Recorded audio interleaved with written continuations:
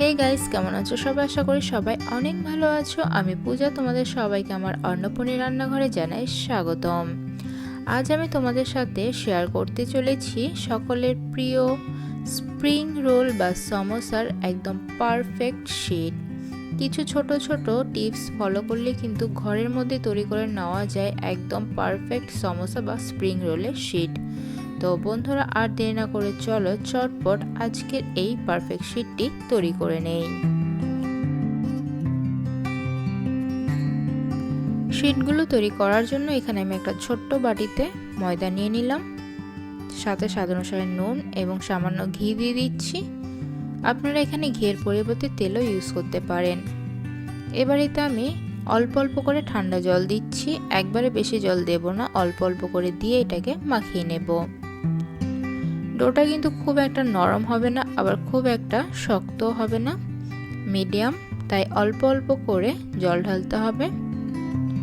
আর ঠিক এরকম, না নরম না শক্ত, ঠিক এরকম একটা ডো তৈরি করে নিতে হবে। এবার ডোটাকে আমি ঢেকে 15 মিনিটের জন্য রেখে দেব। 15 মিনিট পর ডোটাকে আমি আরও একটু ভালো করে মেখে নেব। ডোটাকে আমি 2 হাতের সাহায্যে সামান্য ময়দা ইউজ করে এটাকে আরও কিছুক্ষণ মেখে নেব। খুব সুন্দর করে আমি মেখে নিয়েছি। এবার লুইগুলো তৈরি করে নেব। আমার এই সম্পূর্ণ ডোটা থেকে আমি 4টে লুই তৈরি করে নিয়েছি। এবার আমি লুইগুলিকে সামান্য ময়দার সাহায্যে বেলে নেব। রুটির সাইজটা কিন্তু খুব একটা বড় করব না, মিডিয়াম সাইজের রুটি বেলে নেব।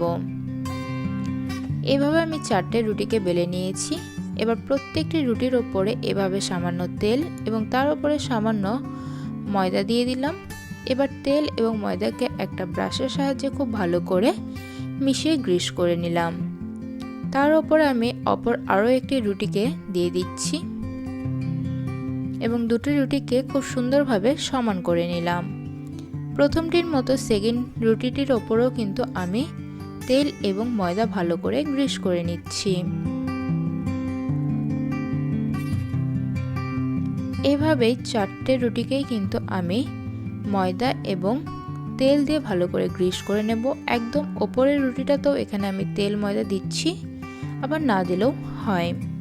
4টে রুটিকেই এভাবে একত্রিত করে আরও একটু ময়দার সাহায্যে আমি 4টে রুটিকে একসাথে একটু বড় করে বেলে নেব। খুব বেশি পাতলা করলে কিন্তু শীটগুলো উঠবে না, তাই মিডিয়াম পাতলা করে কিন্তু আমি এগুলোকে বেলে নিলাম।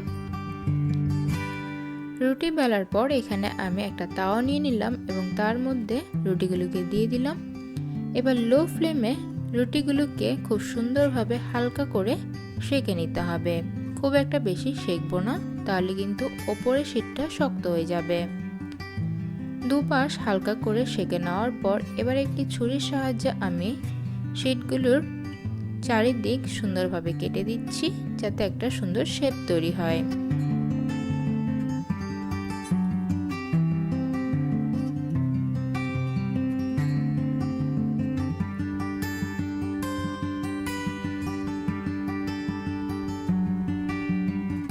চারিদিক কেটে নেওয়ার পর খুবই ইজিলি ভাবে কিন্তু আমরা শীটগুলোকে আলাদা করে দিতে পারছি।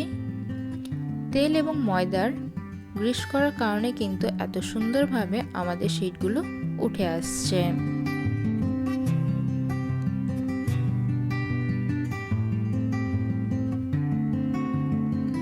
তো বন্ধুরা, তোমরা দেখতেই পাচ্ছ এটা ঠিক কতটা পাতলা একটা শীট তৈরি হয়েছে।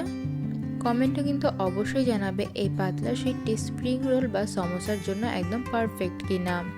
আর যদি পারফেক্ট মনে হয় তাহলে একইভাবে কিন্তু বাড়িতে অবশ্যই ট্রাই করে সেটাও আমাকে কমেন্টে জানিও। তো বন্ধুরা, আমি কিন্তু খুব ইজিলি ভাবে প্রত্যেকটি শীটকে আলাদা করে নিলাম। এবার প্রত্যেকটি শীটকে আবার একের ওপর এক রেখে আমি আমার সুবিধা মতো শেপ ওয়াইজ কেটে নেব। তোমরা তোমাদের সুবিধা মতো সমোসা বা স্প্রিং রোলের জন্য সেই শেপে কেটে নিও। তো এখানে আমি সমোসার জন্য কেটে নিচ্ছি।